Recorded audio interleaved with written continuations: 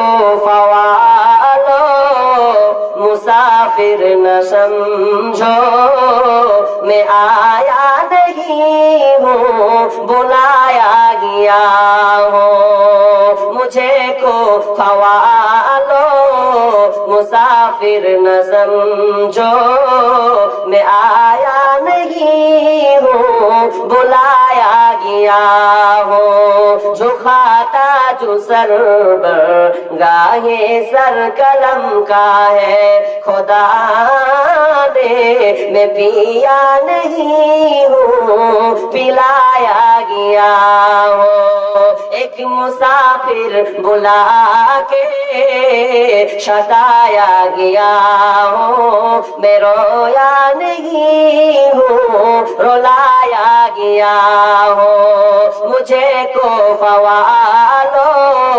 मुसाफिर न समझो, मैं आया नहीं हूँ बुलाया गया हूँ। मैं मुर्दा नहीं हूँ जिलाया गया हूँ, मैं पियासा नहीं हूँ पिलाया गया हूँ। এমন একটা সময় ছিল যে মানুষ সঠিক পথ পেত না, আল্লাহ কোরআন দিয়ে দিয়েছে। এখন যদি আপনাকে কোরআন দিয়ে দিয়েছে তো আপনি চিটপাটাঙে ঘুমিয়ে গেছে। কোরআন বলছে আমাকে ফলো করো, এতদিন তো খুঁজে পাচ্ছিলে না, কোরআন এসেছি তো আজকে তোমরা চিটপাটাং হয়ে গেছো। আপনি মেহমান বাড়তে দেখেছেন তো মেহমান বসিয়ে রেখেছেন, খেতেও দেন না, পানিও দেন না, কিছু দেন না। আচ্ছা ওটা মেহমানদারি করা হলো? হয়তো অপমান করছেন আপনি ওকে, তো আপনি কোরআনটাকে তো অপমান করছেন। কোরআন তো আমরাই চেয়েছি রে ভাই, কিন্তু আমরা শুয়ে গেছি। তো কোরআন হেদায়াত দিবে, কোরআন হেদায়াত দিতে পারে না, হেদায়েতের রাস্তা দিবে। আচ্ছা এবার বলেন নবী হেদায়েত দিতে পারে? নবী হেদায়েত দিতে পারে? জি না, নবী পর্যন্ত হেদায়েত দিতে পারে না। নবী যদি হেদায়েত দিতেই পারতেন, এই ক্ষমতা যদি থাকতো, তাহলে নিজের চাচা আবু তালেবকে দিতে পারতেন হেদায়াত, কিন্তু নবীরও ক্ষমতা নেই। তাই একটা লোক কি বলছেন জানেন, একটা লোক চা খেয়েছে, মানে না একটা মৌলভী সাহেব চা খেয়েছে দোকানে, আর তো বেরিখোর থাকে, বুঝতে পারছেন বেরি খাইছে অনেকে। আমি আবার কিন্তু চায়ের দোকানে চা খাই না, বেরি খাওয়ার লোকের কারণ। আমাকে ভালোবাসেন না ভালোবাসেন, এক কাপ চা খাবো তো ওর 10 জনের ধোঁয়া খাবো। তুই অন্যায় করছিস তো আমার কি? তা আমি চা দোকানে অনেক লোক আমাকে চা খেতে থাকে, ভাই চা খাচ্ছে, আমি চা খাবো না রে ভাই, পারলে তো বাড়ি নিয়েছো এক কাপ বসে এখানে চা খাবো, কিন্তু দোকানে চা খাবো না। যেখানে হ্যাঁ ফাঁকা আছে ওপেন ভালো জায়গায় সেখানে খাবো, কিন্তু ধোঁয়া দোকানওয়ালা তো আমি একদম ডিসালে টেঙে দিয়েছে, লিভার পাক করে উঠাবে আর খাবে। মনে রাখবেন ওই দোকানদারকে বলে দিচ্ছি, এই দোকানদার তুমি শোনো, তোমার গ্যাস লাইট ঝুলা আছে তো, যত লোক গ্যাস লাইট দিয়ে একটা করে মেরেছে আর খেয়েছে সব পাপের খেসারত তোমাকে দিতে হবে, এটা মনে রাখিও। তুমি মরে গেলে রেহাই পাবে না। তুমি যে গ্যাস লাইট ঝুলিয়ে দিয়েছো পাবলিকের জন্য, বিড়িখোরদের জন্য, তুমি কোনোদিন এই পাপ তোমাকে বহন করতে হবে, এটা মনে করিও না। জায়গা ওগুলো আমি বলতে যাচ্ছি না, খারাপ হয়ে যাচ্ছি। তো কি বলছিলাম, যে একটা মৌলভী সাহেব চা খেতে বসেছে, তো একটা লোক বেরি খেয়েছে, তোকে মানা করছে যে কাম জামা, আল্লাহ একে হেদায়েত দান করুক, এক কাপ চা খাবো তো বেরি খেয়েছে। তো লোকটা কি বলছে জানেন, বলছে আল্লাহ যদি হেদায়েত না দেয় তা আমার কি, আল্লাহ যদি হেদায়েত না দেয় তা আমার দোষ কি? আপনি যে এখানে কইছেন যে আল্লাহকে হেদায়েত দান করুন, তো হেদায়েতের মালিক আল্লাহ, তা আল্লাহ যদি আমাকে হেদায়েত না দেয় তা আমার দোষ কি? তা আমার দোষ আল্লাহর দোষ? এ তো মৌলভী সাহেব ভেজালে পড়ে গেছে। তো এখন মৌলভী সাহেব তখন বলছে তুই তো আমাকে বিপদে ফেলে দিলি ভাই, তো বলছে উত্তরটা এবার দিতে হবে নাকি? উত্তর না দিলে বলছে তাহলে মৌলভী ভালো লাগে। তা বলছে চাটা খেয়ে তখন বলছে আচ্ছা ঠিক আছে তোর কথা ঠিক আছে, আচ্ছা বলো তো সবাই বলবেন, আচ্ছা বাচ্চাকে দুধ কে দেয়? জোরে বলবেন, কে দেয়? মা না বাপ? মা। জোরে বলেন না জি, কে দেয়? জি মা দেয়। ভালো করে বুঝেন কিন্তু, মা বাচ্চাকে দুধ দেয় কখন দেয়? যখন বাচ্চা কাঁদে, নাকি শুয়ে আছে বাচ্চাকে শুয়ে দিয়েছেন, হয়তো মা রান্না করছে, বাচ্চা যেমন কেঁদে উঠবে তখন চুলা ছেড়ে দিয়ে বলবে ওরা আমার ধন কি হয়ে করলো, লেবুকে দিবে না, নেবে কি নেবে না? বাচ্চা কাঁদলে মা তখন চট করে মা কি করবে, বাচ্চাকে দুধ দিবে। তো এবার বলছে বেরি খোর শুনো, তুমি যেমন বললে যে আল্লাহ হেদায়েত দিলে আমার দোষ কি, তো তুমি যদি না চাও আল্লাহর কাছে তো আল্লাহ তোমাকে হেদায়েত দেবে। তুমি মানসিকতা রেখেছো? তুমি তো জানো যে বেরি খাওয়াটা আমার নয়, ভালো নয়, নিজে তো জেনে তুমি বেরিটা খেছো, হ্যাঁ তোমাকে খেসারটাকে দিবে। বাচ্চা কাঁদলে মা দুধ দেয়, ঠিক তেমনি ভাবে আপনি হেদায়েতের জন্য আল্লাহর কাছে চাইবেন, তবে না আল্লাহ আপনাকে হেদায়েত দেবে। আপনি কোনদিন বলেছেন আল্লাহ তুমি আমাকে হেদায়েত দাও, এই মানসিকতা আপনি লালন করেছেন, তো কি করে আপনাকে হেদায়েত দেবে? তো জি না, হেদায়েতের মানসিকতা আপনাকে রাখতে হবে। হেদায়েতের মানে কিন্তু আল্লাহ, নবী নন। যদি নবী হেদায়েত দিতে পারতেন তাহলে তার নিজের চাচা আবু তালেবকে হেদায়েত দিতে পারতেন। এই আবু তালেব আল্লাহর নবীকে এত ভালোবাসতেন, এত মহব্বত করতেন যে গর্বের আপনার কিনা পেটে থাকা অবস্থায় তার আব্বা আব্দুল্লাহ ইন্তেকাল করে গেছেন, চলে গেছেন। ছোট 4 বছরের সন্তানকে রেখে মা আমিনা চলে গেছেন। তারপরে আপনার কিনা দাদা চলে গেছেন। এরপরে চাচা আবু তালেব মানুষ করতে লাগলেন।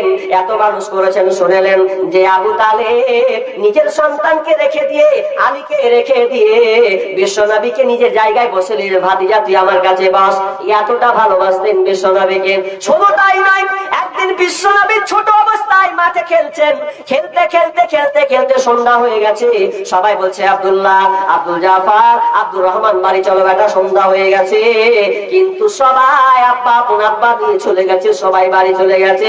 কিন্তু বিশ্বনবী ওই মাঠে থেকে গেছেন, কেউ তাকে ডাকতে আসে না। তো মনে মনে বলছে আমার আব্বা কি আসবে না, আমার আব্বা কি আমাকে নাম ধরে ডাকবে না, মোহাম্মদ, এ মোহাম্মদ বেটা চ, এ বলে কি কেউ আমাকে ডাকবে না, আমার আব্বা কি নাই। এভাবে ক্লান্ত আপনার কিনা ভাবনা ভারাক্রান্ত মন নিয়ে বসে আছেন। এমন সময় এবার আপনার আবু তালেব বলছে আমার ভাতিজা কই, আসে না, মনে খেলতে গিয়ে থেকে গেছে। এবার চলে গেছেন, দেখছেন যে বেটা মোহাম্মদ ভাতিজা ভারাক্রান্ত মন নিয়ে বসে আছেন। বলছে বেটা এ ভাতিজা মোহাম্মদ চ বাড়ি চ, বেটা বাড়ি চলে ভাতিজা। এবার মোহাম্মদ সাল্লাল্লাহু আলাইহি ওয়াসাল্লাম বলছেন চাচা জান আমার কি আব্বা নাই, আমাকে কি আব্বা ডাকবে না? আর সবাই তো নিয়ে চলে গেল, আমাকে কি সন্তান বলে আমার নাম ধরে নিয়ে যাবে না? এবার আবু তালেব বলছে বেটা মোহাম্মদ, ও বেটা রে, ও ভাতিজা, তুই হলি আমার বাপ, তুই হলি আমার মা, তুই আমাকে আব্বা বলবি, মা বলে ডাকবে, আমি ছাড়া তোর কেউ নাই। এত ভালোবাসতেন বিশ্বনবীকে। কেউ যদি মারতেন তো বলতেন বল কে তোকে মেরেছে, কে তোকে মেরেছে, ওর বংশ বুনিয়াদ আমি শেষ করে দেব। এত সুন্দর সেই চাচা, চাচাকে এত মহব্বত করতেন। চাচাও ভাতিজাকে খুব মহব্বত করতেন। কিন্তু হঠাৎ দেখেন যখন মৃত্যু সাহিত্য হয়ে গেছে, মরার সময় হয়ে গেছে, মরবেন এমন সময় নবী মুহাম্মদ রাসূলুল্লাহ সাল্লাল্লাহু আলাইহি সাল্লাম চাচাকে বলছেন ও চাচা, ও কলিজার চাচা, আপনি আজকে কালেমাটা পড়ে নেন। দেখেন যদি আপনি কালেমা পড়ে নেন, বাকি দায়িত্ব জান্নাতে নিয়ে যাওয়ার দায়িত্ব হচ্ছে আমার। আর পাশে আবু জেহেলরা আপনার সবাই বসে আছে বেঈমানরা, তাই বলছে খবরদার কালেমা পড়বি না, কালেমা পড়বি না। আর মুহাম্মদ সাল্লাল্লাহু আলাইহি ওয়াসাল্লাম বলছেন চাচা বলেন কালেমা একবার পড়েন, কিচ্ছু নয়, খালি কালেমাটা আমার সঙ্গে পড়েন, বাকি দায়িত্ব আমার। তো এবার আবু জেহেল বলছে যে তুই মুহাম্মাদের ধর্ম মানবি আর বাপ দাদা ধর্মকে লাথি মেরে দিবি, তোর মতো নিমহারাম লোকে থুতু দিবে, তোকে ঘৃণা করবে। এই বলতে কত কথা বলতে বলতে বলতে এবার আবু তালেব বলছে ভাতিজা শোন শোন, তোর ধর্ম তোর দিন সত্য, ইসলাম সত্য, ইসলামের উপরে আর কোনদিন নাই। অতএব শুন ভাতিজা, আমি বিশ্বাস করি তোর ধর্মটা সত্য, তবে শুনেলে আমি শেষ মুহূর্তে তো ইসলামকে আমি মানতে পারলাম না। যদি আমি আজকে মেনে নি তাহলে তারা আমাকে লাঞ্ছিত দিবে, গালি দিবে, থুতু দিবে যে আবু তালেব তার বাপ চাচার ধর্মকে লাথি মেরে মুহাম্মাদের ধর্মকে মেনে নিয়েছে। এই বলতে বলতে বলতে আব কাঞ্চার বলছে চাচা একবার শুধু বলেন। এ করতে করতে করতে আল্লাহ আয়াত নাজিল করে দিলেন। জিবরাইলের মাধ্যমে বলছেন নবীকে বলে দাও ইন্নাকা লা তাহদি মান আহবাবতা ওয়ালাকিন্নাল্লাহা ইয়াহদি মান ইয়াশা ওয়া হুয়া আলামু বিল মুহতাদিন। ও নবী হে, আপনি যাকে ভালোবাসেন বলে আপনি তাকে হেদায়েত নিয়ে আসতে পারবেন এমনটা নয়, বরং আমি আল্লাহ যাকে চাইবো সেই কেবল হেদায়েত পাবে। তুমি যাকে চাইলে হেদায়েত পাবে এমনটা নয়। আর আমি ভালো করে জানি কে হেদায়েত পাবে আর কে পাবে না। আবু তালেবের নসিব হলো না, সে আপনার বিনা কালেমায় সে বসে বেঈমান হয়ে মারা গেল।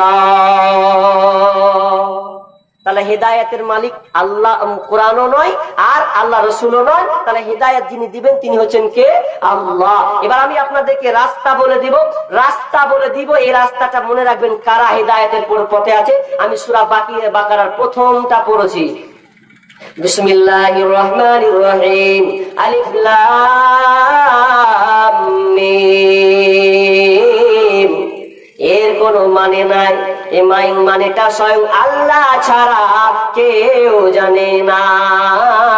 যালিকাল কিতাবু লা রাইবা ফীহি হুদাল লিল মুত্তাকিন।